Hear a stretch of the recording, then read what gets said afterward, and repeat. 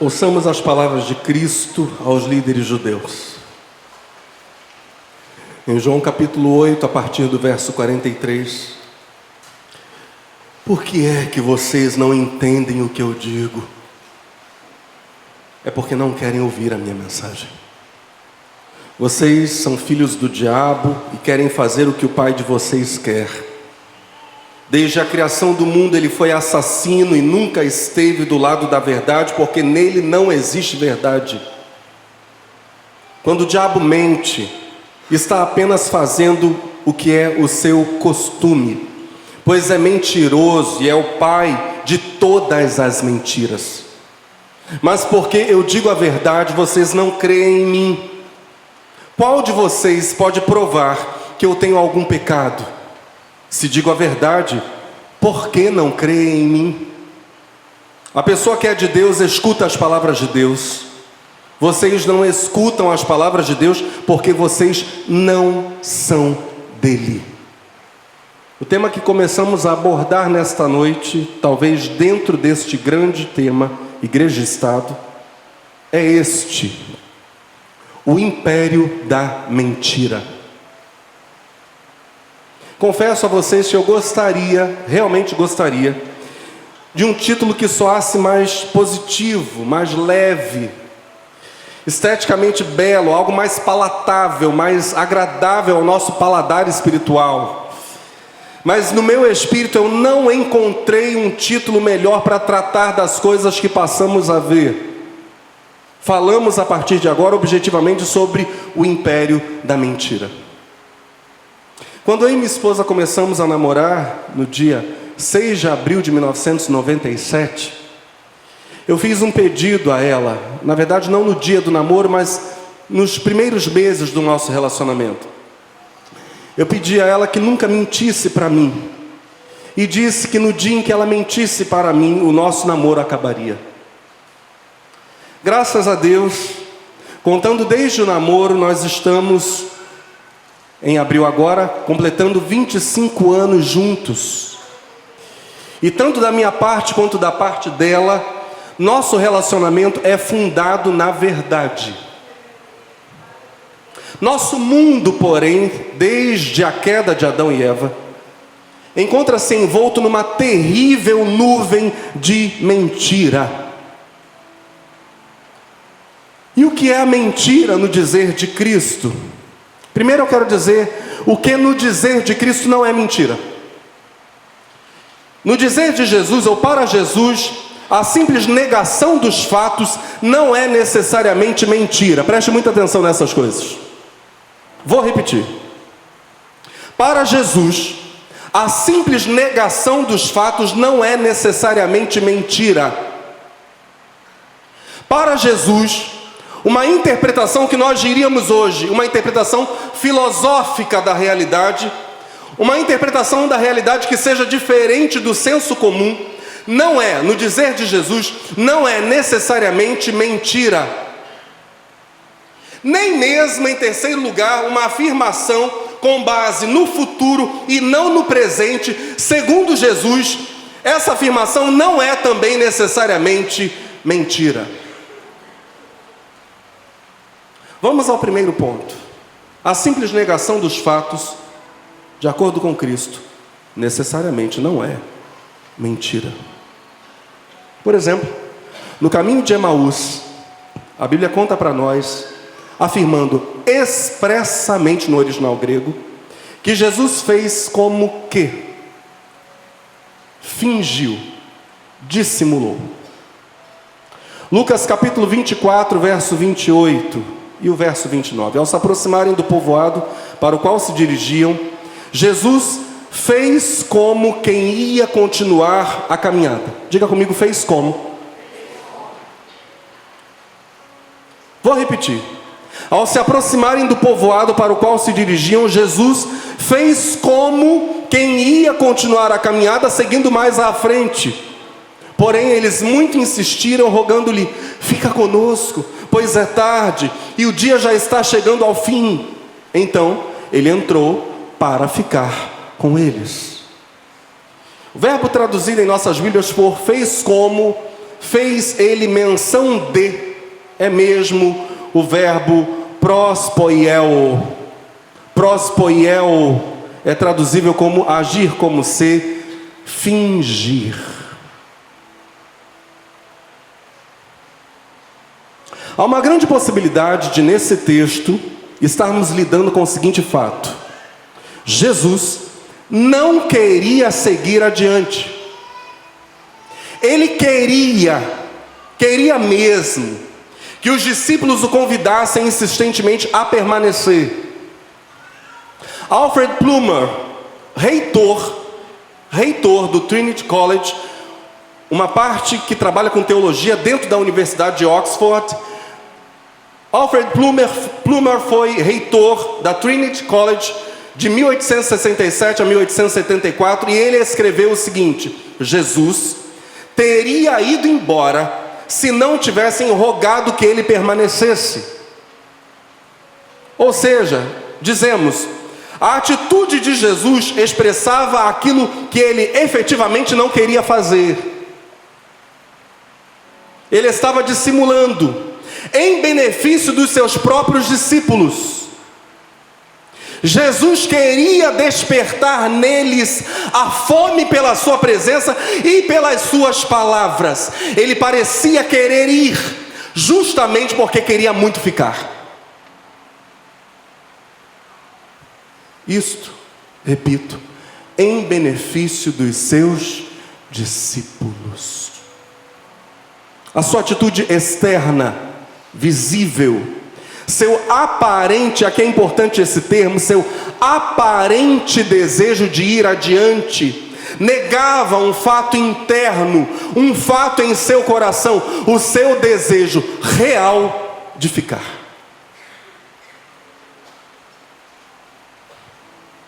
E Jesus faz isto apenas para que esse fato interno, em seu coração, o desejo de ficar, pudesse se realizar como fato externo, visível, ou seja, que ele finalmente ficasse.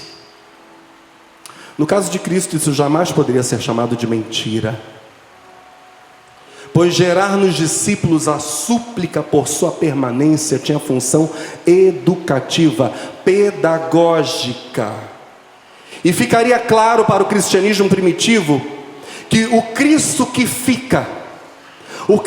fica conosco é justamente o Cristo desejado, buscado, amado, ansiado. É esse o Cristo que fica. Ele parecerá por vezes querer ir, esperando que irrompa dentro de nós um clamor ardente para que ele fique.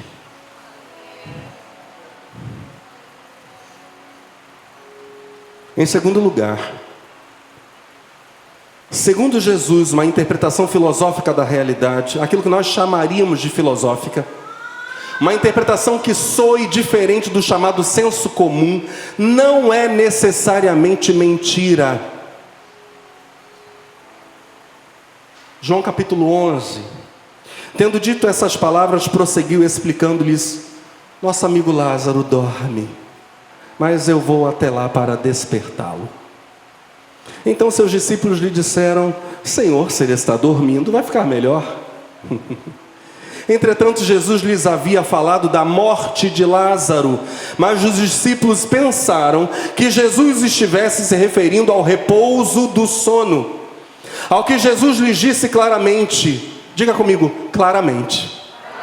Ou seja, da outra vez, ou na fala anterior, ele não falou claramente, ele falou de modo oculto.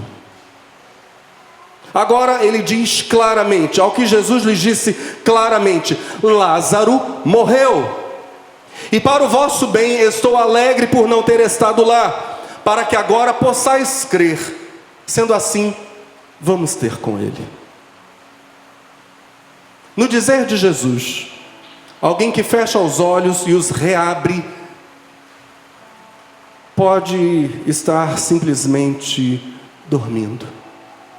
Para Jesus, na verdade, a morte não passa disso. Fechar os olhos por um tempo abrindo-os depois. E Jesus, o eterno Filho de Deus, conhece uma noção de tempo diferente da nossa. Para ele, por exemplo, um sono de 1000 anos pode ser o mesmo que o sono de um dia. A morte de alguém que já se deu há 50 anos, para Jesus não passa de um cochilo. Sua noção de tempo não é como a nossa. Para nós, a morte de um ser humano é a separação permanente. Para nós é permanente entre corpo e parte espiritual. A visão de Cristo é diferente da nossa. E quando ele fala em seu modo próprio de ver as coisas, quando ele fala em sua perspectiva celestial das coisas, quando ele fala a partir dessa realidade propriamente sua e não nossa, não há, à luz da Bíblia, mentira alguma.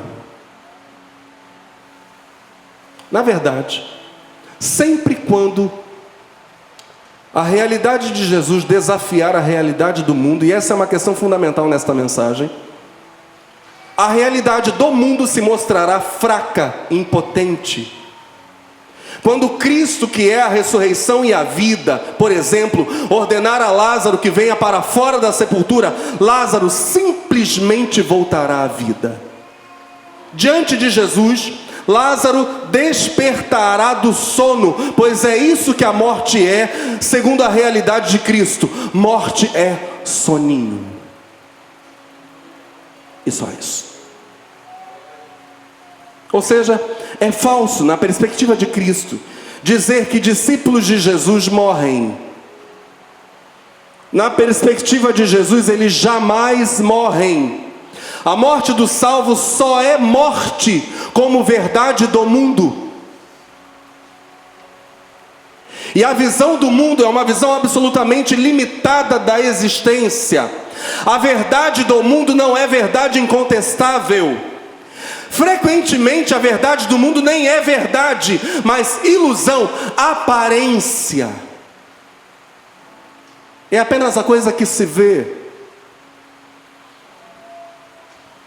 Essa fala de Jesus aos discípulos, novamente, é uma fala com função educativa, pedagógica.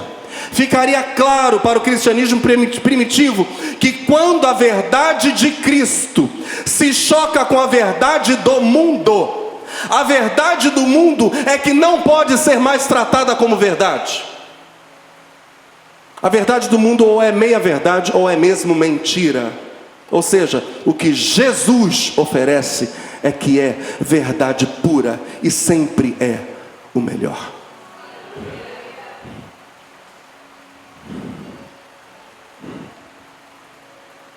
Estamos esquentando nossos motores? O conceito de Cristo sobre mentira difere do nosso. A nossa perspectiva sobre o que seja mentira é absolutamente uma questão ética. Em Cristo não é uma questão ética. É uma questão do ser enquanto tal, como continuaremos a ver agora. É uma questão ontológica. É uma questão existencial pura.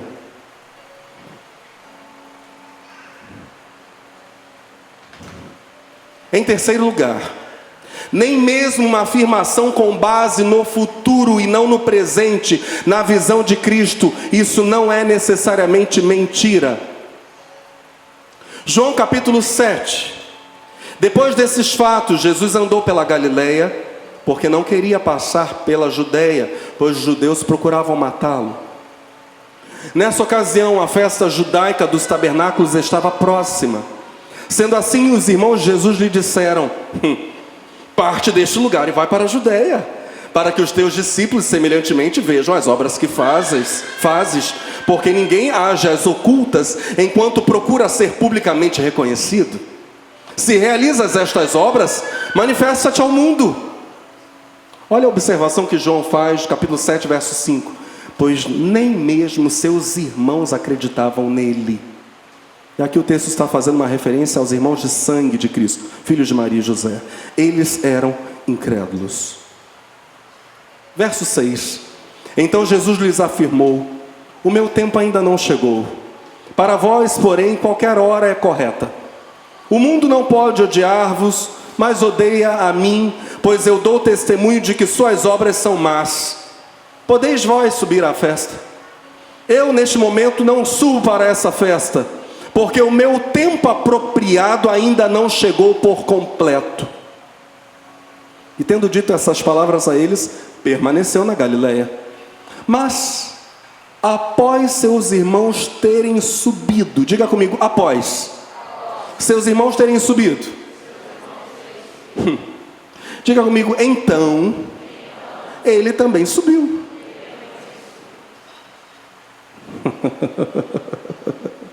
Ué? Mas após seus irmãos terem subido, então, ele também subiu para a festa. Não abertamente, mas em segredo. Os irmãos de Jesus, que eram incrédulos, desafiaram-no a subir a Jerusalém e mostrar-se abertamente caso ele fosse o Messias. Jesus recusa dizendo: eu por enquanto não subo, porque o meu tempo ainda não está cumprido. Entretanto, diz a Bíblia, alguns versículos depois, Jesus subiu também. Jesus primeiro não subiu a Jerusalém da maneira sugerida por seus irmãos. Eles dizem para que ele fosse se manifestasse ao mundo. Mas as escrituras explicitamente dizem que ele subiu para a festa, não abertamente, mas em segredo. Ainda que mais tarde, naquela mesma festa, ele viesse a se manifestar publicamente, precisamente aquele momento em que os irmãos o desafiam, não era o seu momento de subir. E o verso 37 desse mesmo capítulo 11 vai surpreendentemente dizer que não apenas Jesus vai depois, mas também publicamente faz um apelo aos judeus. No último dia, o mais solene dia da festa, Jesus colocou-se em pé e clamou em pranto, ou seja, lágrimas muito intensas, muito profundas. Jesus estava num choro muito amargo. No último dia, o mais solene dia da festa, Jesus colocou-se em pé e clamou em pranto: se alguém tem sede, deixai-o vir a mim, para que beba. O que a Bíblia está dizendo é que o tempo apropriado para Jesus ir à festa era precisamente depois de seus irmãos irem. A fala de Jesus aos seus irmãos também tem função para nós educativa ou pedagógica. Ficaria claro para o cristianismo primitivo que quando o tempo de Cristo, diga comigo, o tempo de Cristo, o tempo de Deus, ficaria claríssimo para o cristianismo primitivo que quando o tempo de Cristo, o tempo de Deus, se choca com o tempo do mundo, a verdade do mundo não poderá mais ser tratada como verdade, mas como meia verdade ou como mentira. Ou seja, a verdade de Deus é uma verdade no tempo de Deus.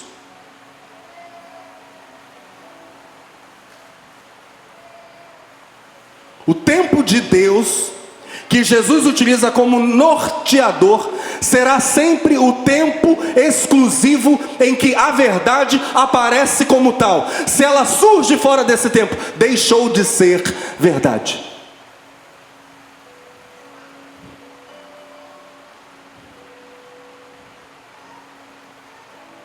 Ou seja, uma verdade fora do seu tempo é uma mentira. Com isso estamos de novo dizendo que o conceito de Cristo sobre mentira e verdade difere profundamente do nosso. Ora, precisamos então aprofundar a pergunta: o que é mentira? No dizer de Cristo. Voltemos à fala de Cristo aos líderes judeus. João capítulo 8, a partir do verso 44. Vocês são filhos do diabo e querem fazer o que o pai de vocês quer. Desde a criação do mundo ele foi assassino e nunca esteve do lado da verdade, porque nele não existe verdade. Quando o diabo mente, está apenas fazendo o que é o seu costume, pois é mentiroso e é o pai de todas as mentiras. Primeiro, para Jesus, mentira e morte andam juntas, tanto quanto vida e verdade. Jesus não consegue dissociar o conceito vida do conceito verdade. Isso é fundamental para a nossa compreensão de Cristo. Vida e verdade são entrelaçadas, coesas. Mentira está entrelaçada com morte. Isso nos faz lembrar do aforismo, aquela máxima de Cristo, proclamada em João 14,6. Assegurou-lhe Jesus: eu sou o caminho, a verdade e a vida. Ninguém vem ao Pai senão por mim. Coisas entrelaçadas. Essas coisas, na verdade, correspondem à identidade do próprio Cristo: caminho, verdade e vida. Opostas a, surpreendentemente, caminho, mentira e morte. Porque mentira não é o oposto de caminho. Mentira é propriamente um caminho, porém um caminho no qual não se deve andar, por ser justamente um caminho de morte. Pensemos novamente em Jesus e os discípulos no caminho de Emaús. Estamos juntos? Haveria mentira, voltando àquela história, então, Jesus e os discípulos se encontram no caminho de Emaús, alguns discípulos de Jesus, não todos, começam a conversar. Jesus faz menção de que não vai ficar naquela cidadela, vai seguir adiante. Os discípulos lhe suplicam: fica conosco, Senhor, porque já é tarde, hospeda-te aqui conosco. Haveria mentira naquela situação, reescrevamos a história. Haveria mentira se Jesus se negasse terminantemente a ficar com os discípulos, mesmo sabendo que sua permanência seria o melhor para eles. Porque então Jesus estaria negando vida. Haveria mentira se os discípulos desprezassem a presença de Jesus, mesmo necessitando totalmente dela. Temos aqui alguém que necessita absolutamente de Cristo. Se não clamamos por Ele, nisto há mentira. Se não clamamos para que Ele fique, para que Ele permaneça, se não o invocamos, nisto há mentira. Note que nesses casos, tanto se Jesus não permanecesse, sabendo que isso seria o melhor para eles, quanto se eles desprezassem a presença de Jesus, mesmo necessitando totalmente dela, note que nesses casos a mentira não envolveria necessariamente palavras, mas ações que negariam Cristo como vida. Jesus, sem dizer nada, simplesmente iria embora. Os discípulos, sem dizerem nada, simplesmente deixariam que Jesus fosse.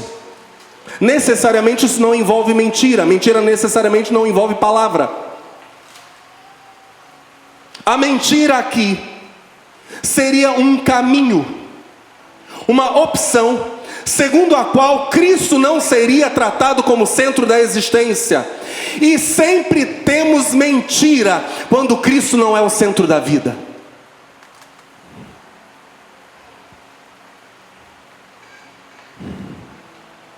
Sempre temos mentira existencial.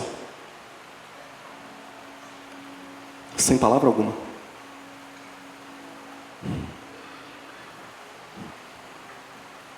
Pensemos de novo no segundo texto. Jesus afirma que Lázaro está dormindo, em lugar de afirmar que Lázaro, seu amigo, está morto. Efetivamente, Jesus não disse por primeira vez que Lázaro estava morto. Disse: está dormindo.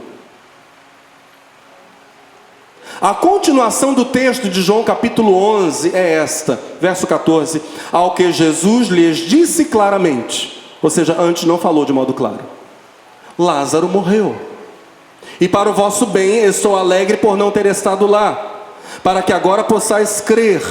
Sendo assim, vamos ter com ele. Então Tomé, verso 16, chamado Dídimo, disse aos seus companheiros discípulos: vamos também nós para morrermos com ele.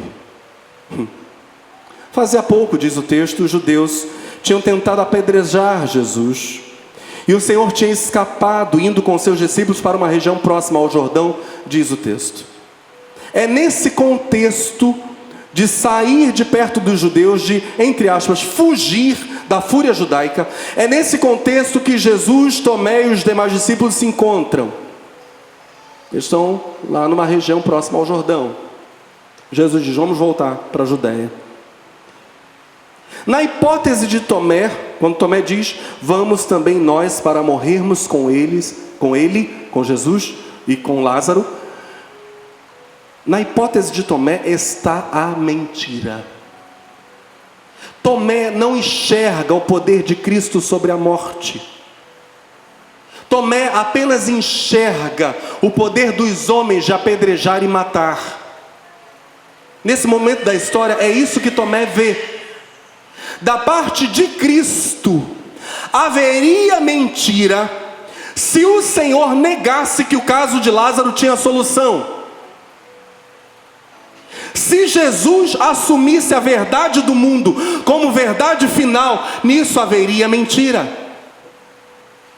Haveria mentira se Jesus negasse a verdade superior e invisível do seu próprio poder de devolver a vida aos mortos. A fala de Tomé é mentirosa, pois ela entende da pior forma possível que o caminho de Jesus é o caminho de perda da vida, e na fala de Tomé, a verdade do mundo é a verdade final.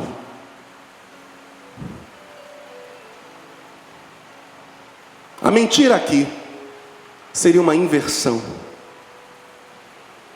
A opção segundo a qual o caminho de Cristo não seria o melhor, por ser o caminho de Cristo um caminho, essa seria a mentira, um caminho de segurança ilusória. Sempre temos mentira quando aparece diante de nós um caminho melhor que o caminho de Cristo. É sempre mentira. Pensemos no último texto e terceiro. Jesus responde aos seus irmãos que ainda não chegou a hora de ele ir à festa dos tabernáculos. Haveria mentira se Jesus não fizesse a simples admissão de que o tempo dele é diferente do tempo dos pecadores. Haveria mentira se Jesus dissesse algo como: mais tarde, quando me der vontade, eu vou. Apenas os irmãos dele fariam as coisas quando quisessem. Para Jesus, o tempo pertence a Deus e não pode ser usado de qualquer maneira. Essa é a verdade existencial de Cristo: o tempo é de Deus. Verdade para Jesus é verdade no tempo de Deus, é verdade no tempo. Tudo que ocorre fora do tempo de Deus para Jesus é mentira. Repito, a mentira aqui seria a verdade para nós, fora do tempo e do modo de Deus. Então, de novo perguntamos, na visão de Cristo, em resumo, o que é mentira?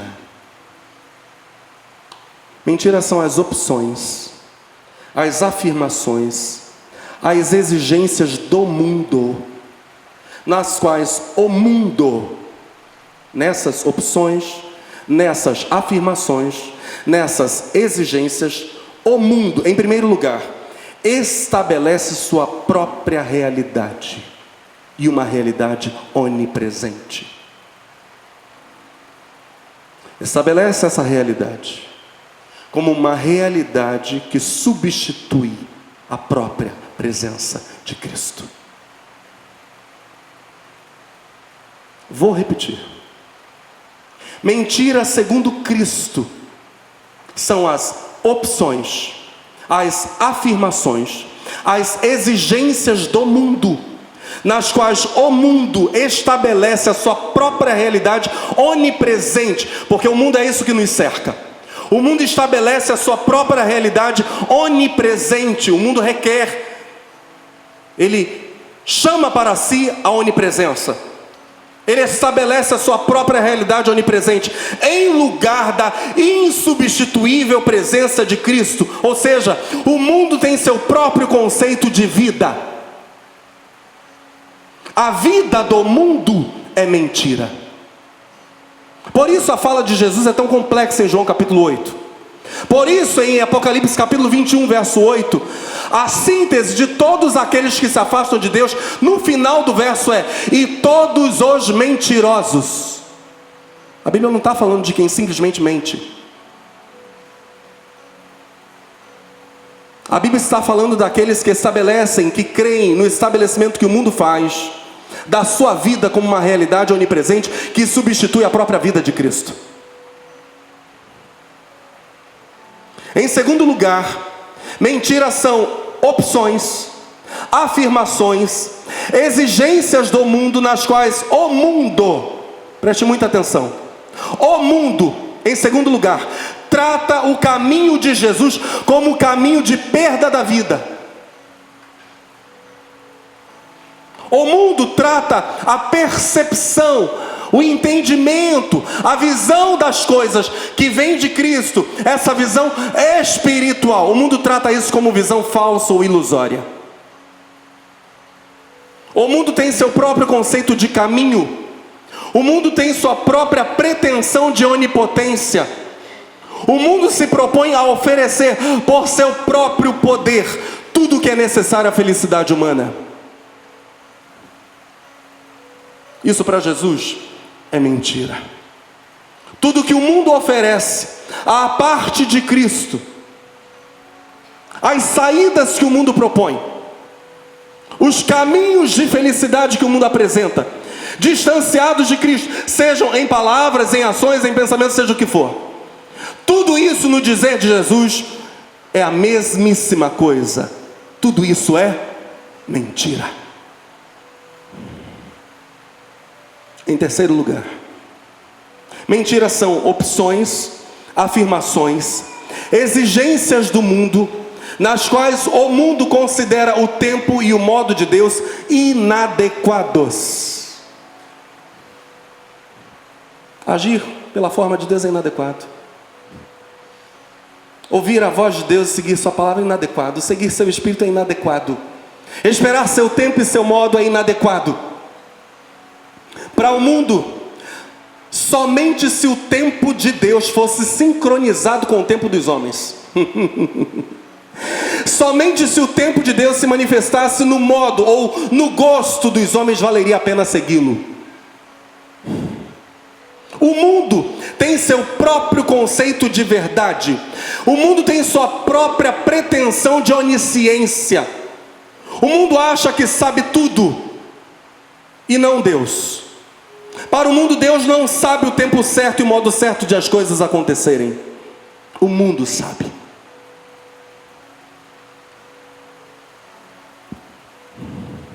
Em tudo isto, vemos que a mentira é sempre mais que anticristã. Ela não se opõe simplesmente à doutrina cristã. Não é só isso, ainda que seja isso. A mentira no dizer de Cristo é sempre propriamente um anticristo. Ela se opõe diretamente ao senhorio de Deus e de Cristo. Isso é essencialmente mentira. No momento em que por palavras, por ações, por pensamentos, eu não me sujeito mais ao senhorio de Cristo, é mentira. A mentira está em franca operação. É esse anticristo que age no mundo. E aí nós fazemos uma pergunta: onde o mundo age? Porque a mentira age no mundo e o mundo age em nós. Mas de que maneira o mundo age em nós? Qual o seu campo de ação? Qual a sua esfera de atuação? O mundo não é mudo, o mundo fala. O mundo não é invisível, ele tem aparência e forma. O mundo convence, ele é incisivo, ele atua. A pergunta que nós fazemos agora é: onde o mundo se mostra? Onde o mundo fala? A resposta de Cristo e do Evangelho é bem simples para isso. O mundo atua no único lugar no qual ele pode atuar. Diga comigo: o mundo age na consciência.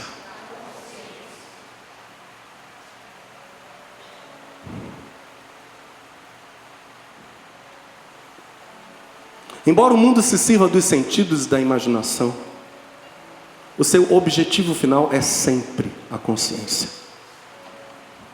Aquele lugar em nós, onde nós temos claramente definido quem somos e o que seremos.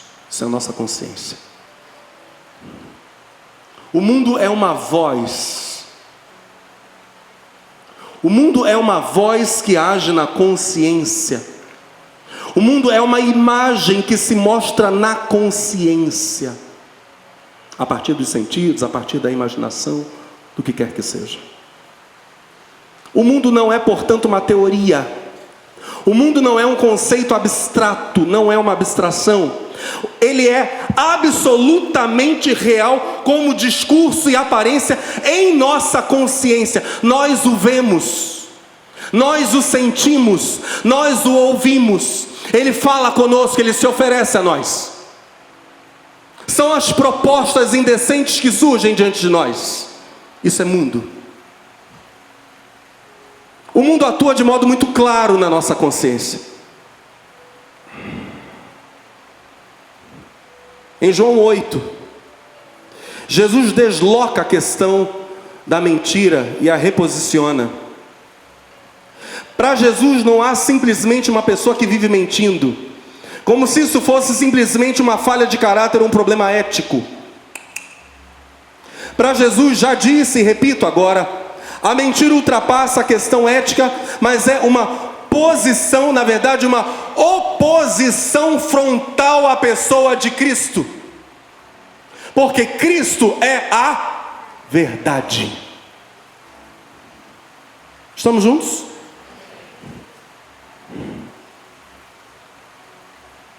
A mentira revela um estado de consciência. Voltamos à consciência, que consiste no envolvimento profundo. Eu vou citar a fala de Jesus em João 8. A mentira revela um estado de consciência que consiste num envolvimento profundo, no dizer de Jesus, com o diabo. No dizer de Jesus é uma filiação, é uma adoção do diabo como pai. Isso é mentira no dizer de Cristo. As perguntas e afirmações de Jesus atacam diretamente a questão central da mentira. Então nós vamos analisar suas santas palavras, as palavras de Jesus, voltando um pouco no texto. Jesus disse a eles, João 8,34: eu afirmo a vocês que isto é verdade.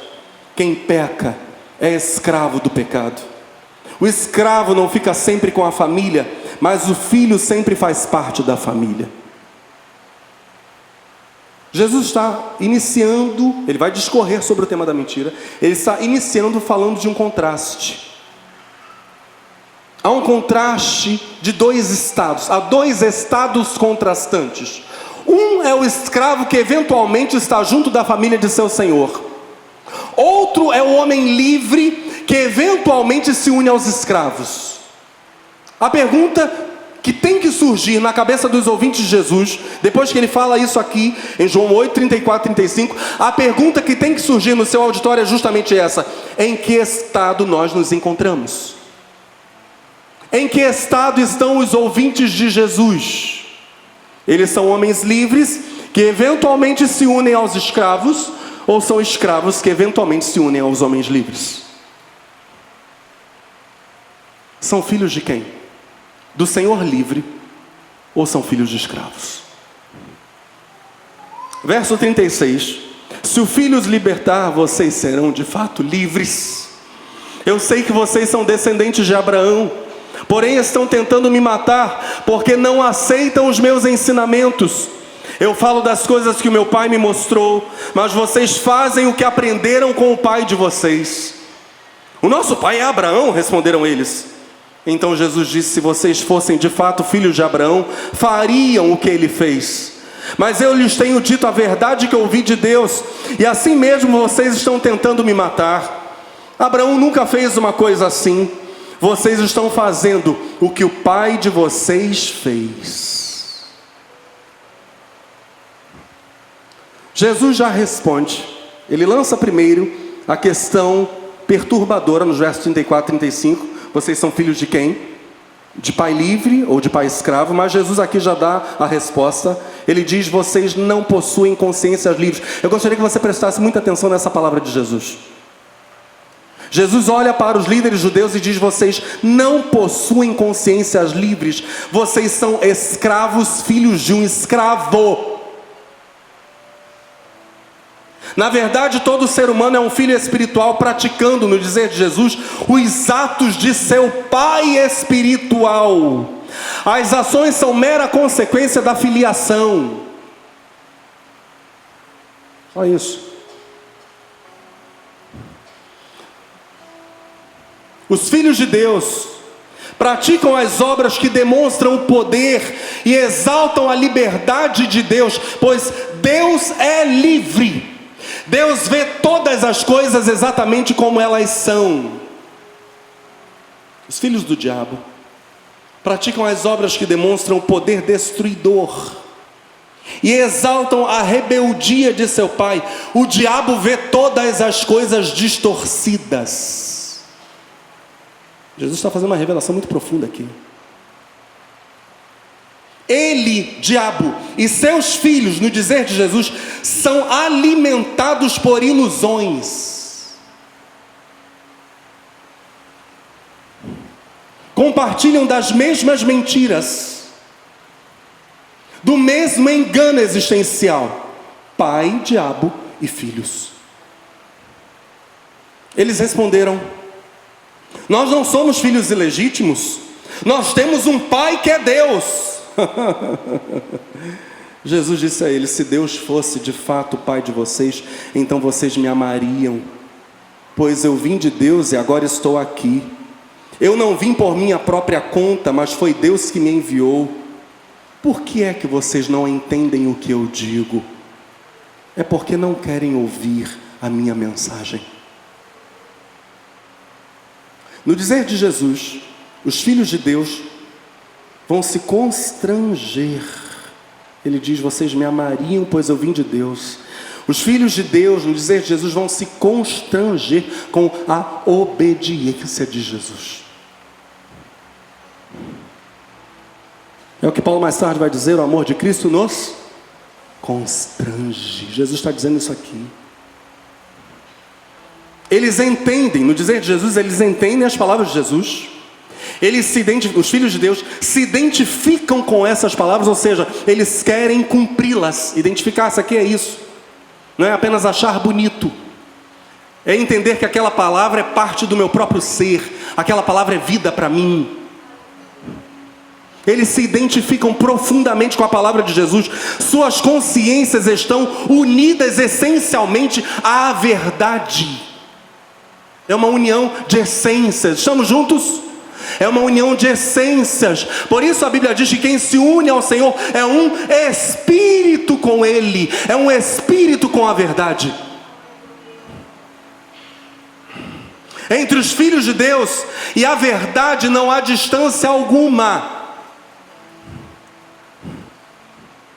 A verdade permeia, envolve toda a sua consciência e, consequentemente, seus atos e palavras. Essa é a mente, essa é a consciência, esse é o modo de se ver dos filhos e filhas de Deus. Eles são filhos da verdade.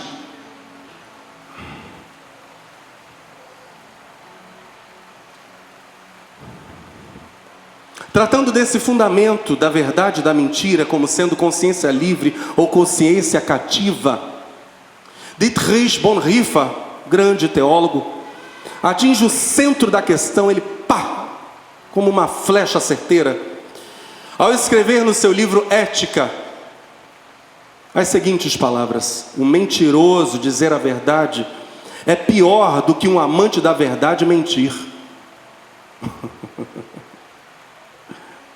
Que o mal aparece sob a máscara da luz, da caridade, da fidelidade, da renovação, do historicamente necessário, do socialmente justo. Isso, o mal aparecer assim como bem, isso, diz Bonhoeffer, é prova cabal de sua mais profunda maldade para quem percebe as coisas com singeleza, ou seja, para quem é pessoa ingênua, para quem não percebe a maldade que está na mentira, que se é apresentada como verdade.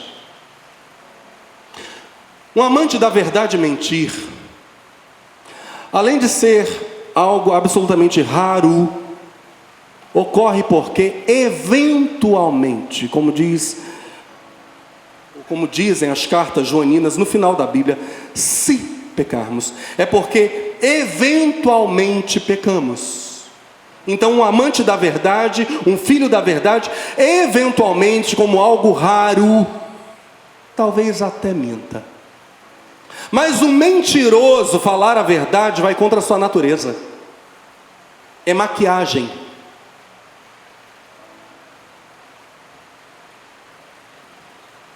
E frequentemente é maquiagem com a mais terrível motivação. Porque o mentiroso, no dizer de Jesus, tem prazer na mentira. Versos 44 em diante: vocês são filhos do diabo e querem fazer o que o pai de vocês quer. Desde a criação do mundo ele foi assassino e nunca esteve do lado da verdade, porque nele não existe verdade. Quando o diabo mente, está apenas fazendo o que é o seu costume, pois é mentiroso e é o pai de todas as mentiras. Mas porque eu digo a verdade, vocês não creem em mim. Ou seja, há uma desunião essencial entre os líderes judeus e a verdade. Há um desencontro essencial. Qual de vocês pode provar que eu tenho algum pecado? Se digo a verdade, por que não creem em mim? A pessoa que é de Deus, olha para onde Jesus desloca a questão. A pessoa que é de Deus escuta as palavras de Deus. Vocês não escutam as palavras de Deus, porque vocês não são dele.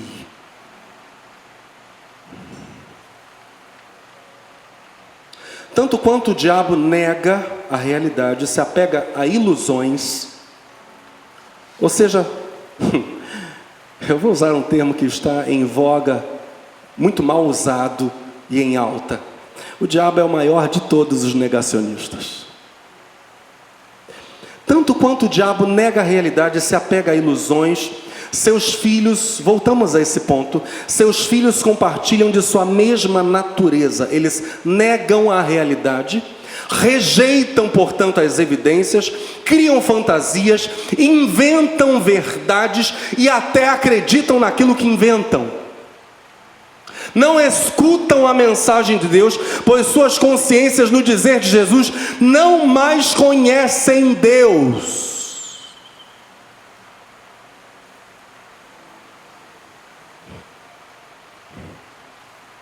No dizer de Jesus, isso é a síntese do espírito do mentiroso. Eu gostaria de exemplificar isto, esse estado distanciado de Deus, com apenas parte de um texto que precisei enviar esta semana a uma pessoa que me perguntou sobre divórcio. Citei o direito de separação dado pela Bíblia ao cristão cujo cônjuge não quer seguir a Cristo e pede divórcio. Isso está lá na carta de Paulo aos Coríntios, capítulo 7, 1 aos Coríntios. Citei o direito de separação dado pela Bíblia ao cristão cujo cônjuge não quer seguir a Cristo e pede divórcio. Paulo argumenta a favor da separação dizendo: porque de onde sabes, ó mulher, se salvarás teu marido. Estou lendo 1 Coríntios 7,15. Ou de onde sabes, ó marido, se salvarás tua mulher. E eu comentava por escrito com aquela pessoa: Mas, e se os dois amarem e servirem a Cristo? Ora, aí jamais se separarão. Mas e se nenhum dos dois amar e servir a Cristo? E eu escrevi, então, já vivem separados de Deus, isso já é uma vida adúltera. Desloquei a questão. Isso já é uma vida adúltera. De outro lado, alguém estava lá no texto para aquela pessoa: se alguém se separa ou quer se separar sem justificativa, também demonstra, no dizer de Jesus, que se afastou de Deus. No dizer de Cristo, é esse propriamente o caso do mentiroso. Ele vive uma vida de mentira. É um estado de coisas. É muito mais que simplesmente uma palavra, um hábito ruim. Não, não se trata disso. Não no dizer de Cristo. Eu creio que as palavras de Jesus em João 8:44 são completamente revolucionárias. Quando Jesus fala da mente do diabo, a fala de Jesus aqui é extremamente radical. Desde a criação do mundo, ele, o diabo, foi assassino e nunca esteve do lado da verdade, porque nele não existe verdade. Eu estava meditando nessas coisas, lendo, escrevendo a mensagem. Depois de ter escrito tudo que chegamos, ou tudo que já falamos até agora, depois de ter escrito inclusive as palavras que acabo de mencionar, o estado de separação de Deus, que é uma imitação na vida dos filhos do diabo, do seu próprio pai diabo. Depois de ter escrito essas coisas, eu me maravilhei com a fala do Norman Champlin sobre esse verso, João 8:44, quando Champlin simplesmente diz isto: essa é a mais importante declaração do Senhor Jesus acerca da natureza e da pessoa do diabo. Eu quero destrinchar isso aqui com vocês e ir para a parte final da mensagem. Estamos juntos? No dizer de Cristo, no diabo não há qualquer concordância com Cristo. Nenhuma. Sua marca, a marca do diabo, é uma oposição obsessiva a Cristo, de um ego sempre insaciável. Um ego que quer tragar absolutamente tudo. Esse é o diabo. Cristo é doador. O diabo é usurpador.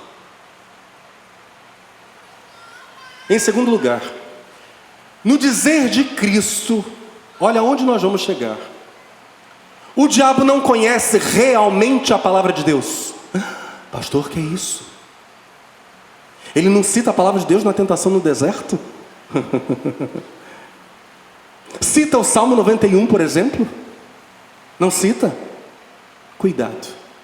O diabo não conhece realmente a palavra de Deus, porque não reconhece Deus como Deus. A sua marca é uma obstinada insolência. Mesmo quando ele se curva, lembremos-nos do endemoniado gadareno, ou dos endemoniados gadarenos, dobrando os joelhos diante de Jesus, uma legião de demônios, 6.000 demônios dobram os joelhos. Mesmo quando o diabo se curva, ele se curva por fora, por dentro nunca. Quando pede clemência, quando apela ao perdão, age por um instinto selvagem de autopreservação, sem qualquer virtude. Pois Jesus diz, nele não há nenhuma verdade.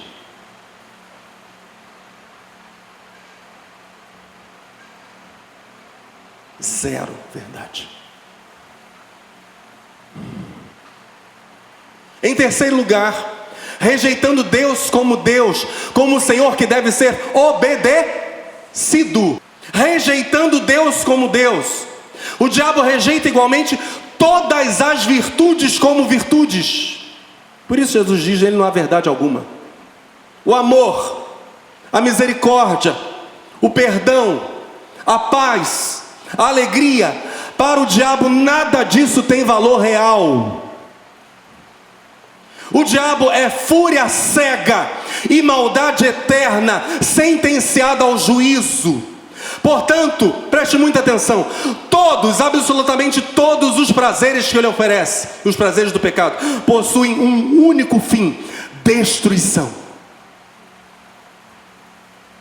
Essa é a natureza do diabo. Nele não há verdade alguma, diz Jesus. E é de Cristo, verdade, que procedem todas as virtudes. Cristo é a verdade. E Jesus diz: é chegado aquele que nada tem em mim, no seu aprisionamento. Nada. A gente está falando dos opostos totais. Em quarto lugar, desde a criação do mundo, não há para o diabo, no dizer de Jesus, não há como haver para ele qualquer chance de restauração, por todos os motivos expostos acima. Tudo que falamos agora exclui completamente do diabo qualquer chance de restauração. Por vezes, adolescentes, crianças, jovens até, chegam para mim e perguntam: pastor, não há chance de o diabo ser perdoado? Não, nenhuma. Porque ele jamais quererá isso. Isso não faz parte da sua natureza. Nele não há verdade alguma. Fúria cega, maldade eterna, sentenciada ao juízo de Deus. Glória a Deus por isso.